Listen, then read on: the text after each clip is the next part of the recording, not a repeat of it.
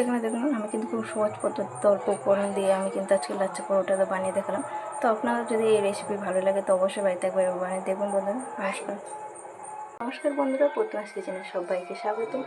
আজকে রেসিপি লাচ্ছা পরোটা।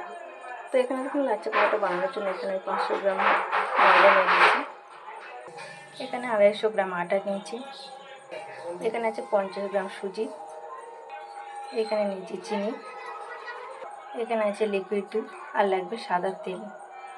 তো এখানে দেখুন ময়দাটা আগে থাকতে আমি নিয়ে নিয়েছি। তো এর মধ্যে সমস্ত উপকরণ একে একে আমি দিয়ে দেবো। প্রথমে দিয়ে দেবো আটা,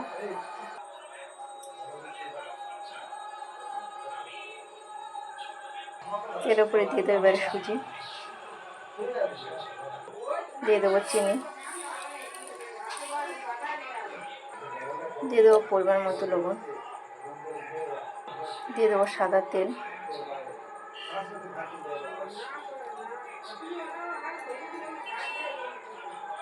এরপরে হাত দিয়ে খুব ভালো করে মেখে নেব। দেখুন হাত দিয়ে আমি কিন্তু এটা খুব ভালো করে মেখে নিয়েছি। তো এর মধ্যে দিয়ে দেবো এবার দুধ, আবারও খুব ভালো করে হাত দিয়ে মেখে নেব। তো এই যে দেখুন দুধটা দিয়ে মাখানোর পরে আমার কিন্তু এটা পুরোপুরি রেডি হয়নি, একটু শক্ত আছে। তো এর জন্য অল্প করে আমি এখানে জল দিয়ে দেবো। আবার এটা খুব ভালো করে হাত দিয়ে মেখে নেব। তো এখানে দেখুন আমার কিন্তু লাচ্ছা পরোটা ডোটা পুরোপুরি রেডি হয়ে গেছে। হাতে দেখাই, দেখুন এরকম নরম করে আমি এখানে মেখেছি। তো এটা আমি এবার আধ ঘন্টার জন্য ঢাকা দিয়ে রেখে দেবো। তো এই যে দেখুন আধ ঘন্টা পরে আমি এটা খুলেছি ঢাকাটা। তো এটা আমি আবারও হাত দিয়ে খুব ভালো করে মেখে নেবো।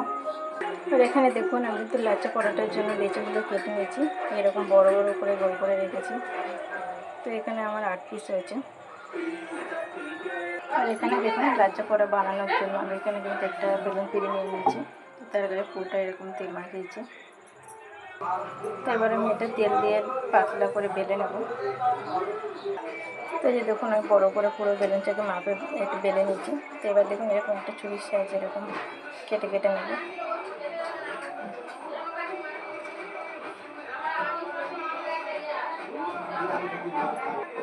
দেখুন ছুরির সাহায্যে আমি কিন্তু প্রত্যেকটা এরকম কেটে নিয়েছি।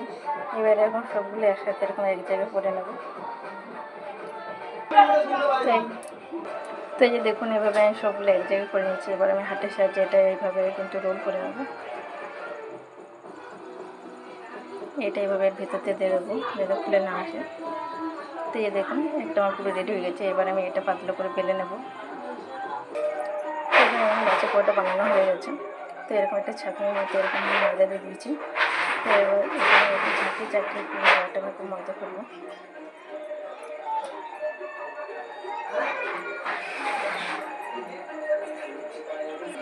তো এরকম একটা ছুরির সাহায্যে আমি এটাকে এভাবে কেটে নেব।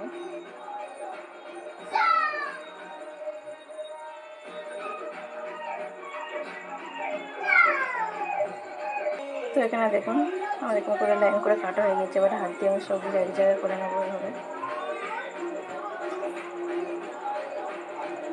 তো এখানে দেখুন আমি কিন্তু এক জায়গায় করে নিয়েছি। এর উপর দিয়ে হালকা করে আবার একটু ময়দা ছড়িয়ে দেবো। দিয়ে এটা এবার হাতের সাহায্যে এরকম এরকম করে নেব।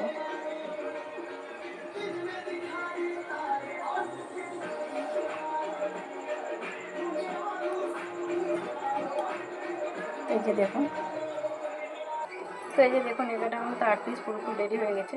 এই যে দেখুন,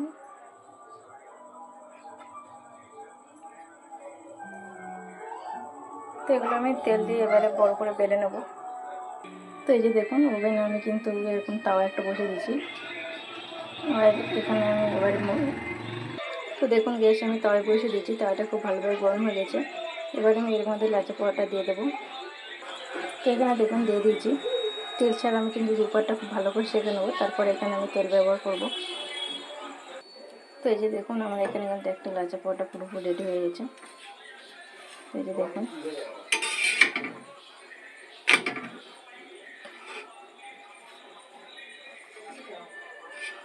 তো এটা আমি এবার প্লেটে তুলে নেব। এই যে দেখুন এখানে কিন্তু আমার আবার আরেকটু ভাজা হয়ে গেছে। এই যে দেখুন লেয়ারগুলো ভালোভাবে বোঝা যাচ্ছে, এই যে ফুলে ফুলে গেছে।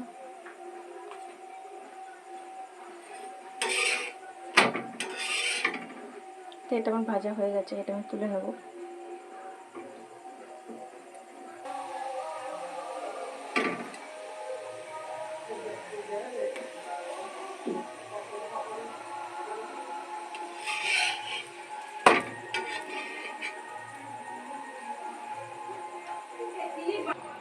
তো এই যে দেখুন আমার সবগুলো লাচা পরোটা ভাজা হয়ে গেছে। এটা লাস্টটা ছিল, এই যে দেখুন ঠিক এরকম দেখতে হচ্ছে, প্রত্যেকটা লেয়ার বোঝা যাচ্ছে এখানে। তো এটা আমি প্লেটে এবার তুলে নেব।